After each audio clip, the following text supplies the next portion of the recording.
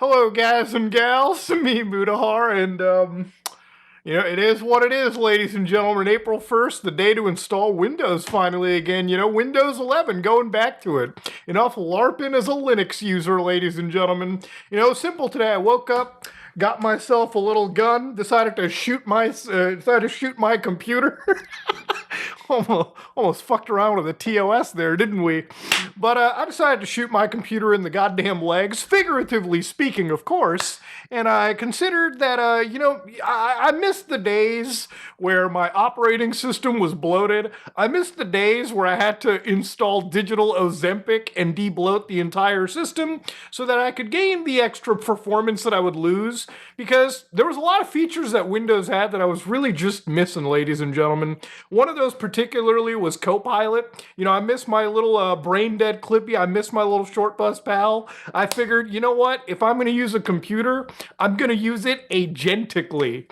Ladies and gentlemen, I figured, at the end of the day, why use an open source system when I can pay a license to Microsoft and get rid of that creepy little purchase tab in the bottom right? That's where my mind was at. No, in reality, ladies and gentlemen, as you can imagine, for anybody that isn't from the Americas, for anybody that doesn't celebrate, April 1st or April Fools, it's actually one of my favorite holidays. The only day of the year where you cannot trust anything on the internet and you are allowed to do internet misinformation and some shenanigans. No, but honestly, I wanted to take this video as a way for me to kind of show you sort of like a 6-year-long Linux journey. I've been using Linux for quite a while. I've been using the old Penguin here and there, and a lot of it wasn't because I wanted to be different from the crowd and use something that, I didn't want my computer to be like all the other ones out there. No, in reality, this whole situation started because I'm going to be completely real with you. I was getting fed up with Windows back in the days of Windows 10. Back when I realized that, updating my computer, back when I realized that Microsoft was constantly getting rid of all of the digital, de-bloating that I was doing and bringing in features that I consistently got tired of. Now, listen, you can always bitch and complain about something, or you can take the initiative like the fat Indian here and switch. Now, it's funny to me that back in the day when it came to Microsoft Windows, this is a video from literally 17 years ago where people were showcasing how Windows worked. And this guy's using a digital 3D cube to navigate multiple desktops. It's funny, nowadays every operating system has multiple workspaces. But back then when I was a kid, I was literally looking at all of this shit and I was blown away. The fact that this guy had a little cube that he could move around made it look like the system was from the future. Back in the day, you had little cool desktop effects like this, which would unnecessarily consume your memory, graphic memory, which was pretty sparse at the time. You would have shit like this and it would blow me away. So when I was a younger kid, I downloaded Debian, Ubuntu, one of the Ubuntu or Debian-like distros. I installed it and then I realized, wow, you really can't do much with Linux. Back in the days of Linux, doing this shit was cool, but running a video game was borderline impossible. Back then, just installing your game underneath Linux and trying to launch it was the actual game. Fuck playing the actual game, who cares? The fact that I got it running underneath Linux that wasn't Windows was already a mind-blowing experience. Using Linux and trying to navigate basic things felt like doing arcane magic probably over 10, 12 years ago. Now, the reason I talk about this is because everybody that I mention this stuff to now, they always say, Linux is super difficult, Muda. If I have to open up that terminal one more fucking time, I'm not using it. People get scared of shit like this. People get scared of typing things into the terminal. And for me, I really never understood that. I never really got that. It's just, listen, at the end of the day, things can be a little bit different. And even when it comes to Linux, bitch, you don't gotta use the terminal. There's a GUI thing for basically everything these days. Now, one of the things that really got to me about it too is obviously nowadays when it comes to gaming, I play a lot of older titles like Commandos, for instance. And it's just interesting to me that when it comes to older Windows titles, running them through Wine underneath Linux just gives me better compatibility than sometimes running them directly underneath modern versions of Windows. And a lot of that just comes back with compounded updates and like compounded like a history of code, a history of code, a history of patches, and a history of work that has been done through Wine for years, which is the tool we use to run Windows programs translated directly to Linux. That just allows me to run older games pretty well, and it's so easy on Linux now that even running games like Crimson Desert, which launched literally a couple weeks before, a cutting-edge game with cutting-edge graphical techniques runs completely underneath Linux without an issue. And I was reading literally a few weeks ago that, I don't know, there was like an NVIDIA update underneath Windows that started causing issues. And it made me realize that we're at a point where literally having, updates and feature updates, driver updates in Linux have gotten to a point where even cutting edge releases, like cutting edge distributions like CachyOS, have ironically felt stabler than Microsoft Windows, at least in my personal experience. The only real gaming thing that's kind of left, to me at least, and this goes for most like remaining Windows software, are things like anti-cheats or the, small amount of professional stuff that exists that does require Windows. So for people that need CAT software, for people that need the Adobe editing suite, obviously Windows is kind of one of your only options, or you can go buy a Mac. But when it comes to things like anti-cheat games like Call of Duty, God forbid, Battlefield, or games like Marathon that I'm kind of into recently, you do need kernel-level anti-cheat. Unfortunately, Linux does not really do that, even though it's interesting that now you've got, actual efforts from EA, where apparently they've got a senior anti-cheat engineer, and down over here, they're mentioning, hey, listen, we gotta chart a path for the anti-cheat to support hardware and OS in the future, like Linux and Proton. It's interesting that years ago, companies wouldn't even acknowledge things like Linux. And now it's to a point that, because of Valve, because of the Steam Deck, and a lot of people just kind of jumping ship, companies are kind of starting to consider it. That user base is growing slowly but surely. It's interesting when I make videos where I show people how to run Windows programs underneath Linux, they do exceptionally well. And I don't think it's because I'm necessarily an entertaining Indian, it's just because this Indian showed you how to run the fucking program. It really isn't difficult for somebody to go to a website like CachyOS, download the actual desktop version, and just install CachyOS, and now you got pretty much anything you want. You can hyper customize the shit out of this before you actually jump in. The barrier of entry to Linux has diminished so rapidly over the last 6 years even, that I feel like for even the most technically illiterate person, switching is not necessarily the hardest thing in the world too. There's distributions like Bazzite that I have installed on actual handheld computers. I have a computer downstairs in my basement that I basically use as a jerry-rigged game console that basically runs Bazzite. Soon as I hit the power button, it just loads into the Steam interface as if it was an actual gaming console. And then I can just use any standard controller to just navigate around it and play all my Steam games and games outside of Steam on an actual console box. And I think that shit is pretty fucking cool. And it's to a point that even people who are like, what if an update breaks my system? Compared to like Microsoft, Windows, or hell, even Apple, you can upgrade things like Bazzite, and you can even roll back because these are actually immutable versions of Linux, meaning that they kind of update as like your phone updates, like it goes from one whole version to the next, and it retains the older version, so if something breaks, you can always just go back super duper easily. And I think it's that barrier of entry slipping and things just getting so easy to troubleshoot that people are actually considering jumping into this stuff, as opposed to, sticking to a dying, bloated piece of shit operating system. Companies like Microsoft have made a huge song and dance about, we get it, people don't like our shit. But I don't think they're going to stop. I think for companies like Microsoft where, caving into age verification, where I don't even blame them, is sort of a thing they have to do. But a big deal about Microsoft is how much they're pushing things like artificial intelligence.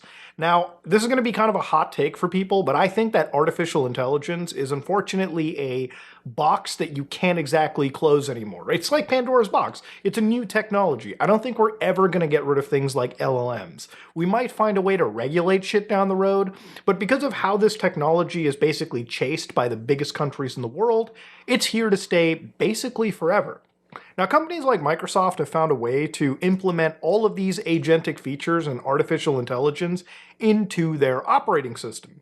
And we kind of talked about this stuff months ago, where again, Microsoft was finding ways for you to use your computer in a more natural way, right? Like kind of in a sci-fi universe where you type things to your computer and it does stuff for you. It's so wild that while this exists, what I'm about to show you now is something Linux is able to do right now.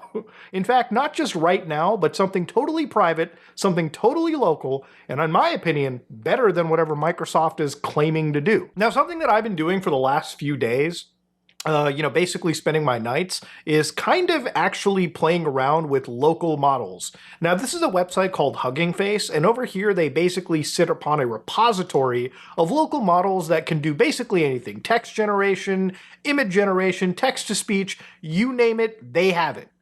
And of course, one of the cool things that I saw was Qwen 3.5. Now, this is a new model released from, I believe, the guys over at Alibaba out in China.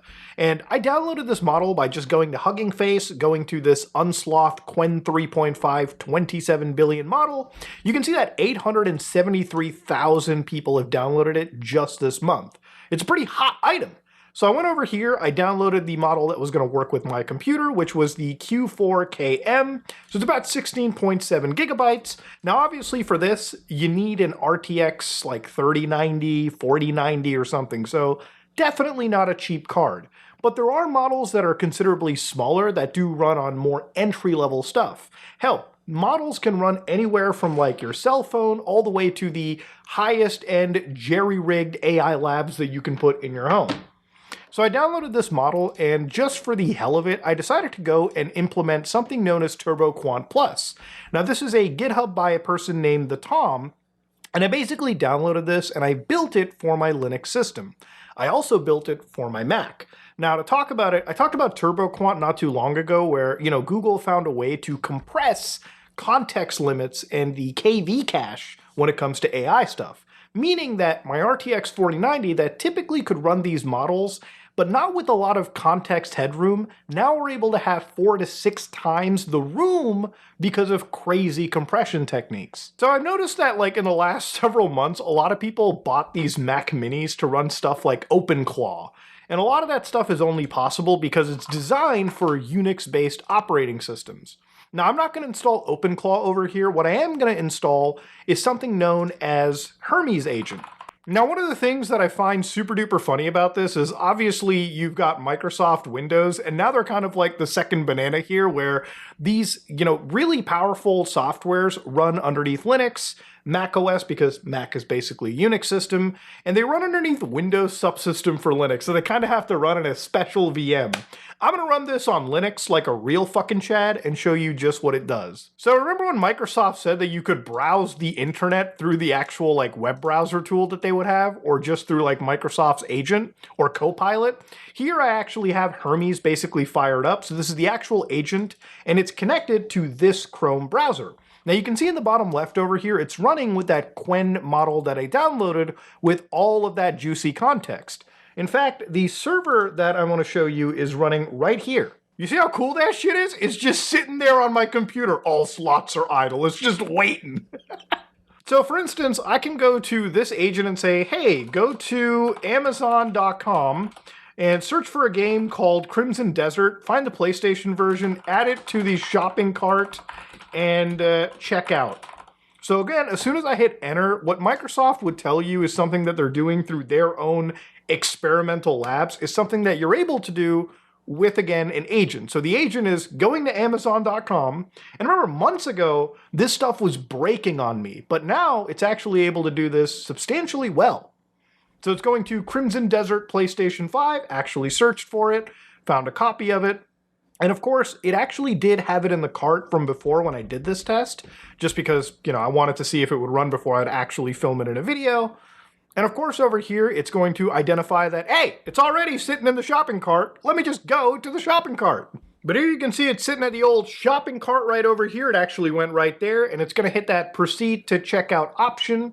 Obviously, it's just scanning the actual page to see where to click. Once it clicks, it goes there, and then it tells me, hey, listen, we're going to be spending money, so you better be the one entering this shit, right? Which I think is super cool for any agent to do. Again, I would not recommend you connect your actual financial accounts to an actual AI. I'm only doing this because I wanted to try something that Microsoft and a lot of these companies are pawning off to people, but in a very bad way, in my opinion. You know, for companies like Microsoft, I think it's more indicative that they want you to just buy a product or a subscription. You know, a lot of these companies, and it's not just Microsoft, it's companies like Apple even, it's companies like, you know, Claude, it's a lot of these AI bros out there that want you to buy subscription services. So ultimately what they do is they decide to go all the way and basically give you the same tools that I'm showing you that's running locally on my system as something that you can, you know, dial in via an API. Now, obviously, their systems are going to be faster because, you know, you're connected to like their big servers. But it's not private, and it's not something that you own. Here, I'm going to ask it to go, can you go to the Claude subreddit and filter by top posts? You know, I didn't realize how cool this stuff is if you're actually like really disabled and you can just like voice in your prompt to a local AI and it controls your whole system for you. Oh no, oh no, Reddit's detected that I'm a bot. It found a way to bypass it, dude. That's so fucking sick. I love this shit, dude. You know, the big budget AIs would be like, it's a captcha. I cannot do it for you, sir. It's haram. The local AI that's already been fucking obliterated. It's like, no, bitch. I got you.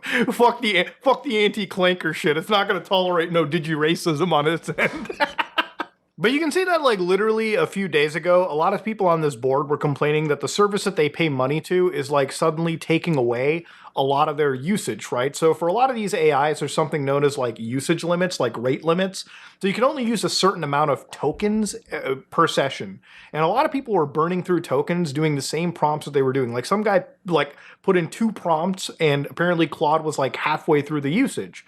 So not only do they want you to subscribe to these AIs, but they're actually jacking up the prices per token pretty rapidly. So again, for a lot of people who really are trying to find the most economical way, you know, it sounds expensive, but building your own local AI systems or running these things as locally as you can is kind of honestly the future. You know, I started this video off with just being like an April Fool's kind of thing, but I really wanted to kind of take you guys through like a journey and walk you through just really how I started coming into this. You know, I switched to Linux because I got really tired of Microsoft Windows years ago. My gaming sucked. Back then, I needed to use a virtual machine and run Windows underneath it to run most of my games. And now, I haven't even fired up a virtual machine for gaming in God knows how long. Like, if only, the only thing I really do it is mostly for virus investigations and malware shenanigans. And then, even that, I don't even do the whole thing like pass over a GPU. There's really no need to. You know, a lot of the reason for me using Windows is pretty much diminished. And a lot of the stuff that I would have, you know, been pulling my hair out years ago is something that, you know, I think most people can just now start taking for granted. Things have gotten so much better in the last few years, in the last few months, that I think it's time to really switch. And it went from me doing gaming to now playing around with some development stuff, and as you can see here, the local AI stuff. So the reason why the AI stuff was cool is that I think that it's a technology that's interesting. Companies like Microsoft, a lot of these AI companies want to sell this to you by the token, when you can do a lot of the stuff that they're kind of pitching you for, that they're kind of trying to sell you for, locally on your own end. And a lot of that is possible due to the power that Linux and, to an extent, the Unix systems provide. Whether you're using Linux or whether you're using a Mac, I feel like it's just light years better than what Windows used to be. Anyways, ladies and gentlemen, this is me, Mutahar, and if you like what you saw, please like, comment, and subscribe. Just like if you dislike it, I am out.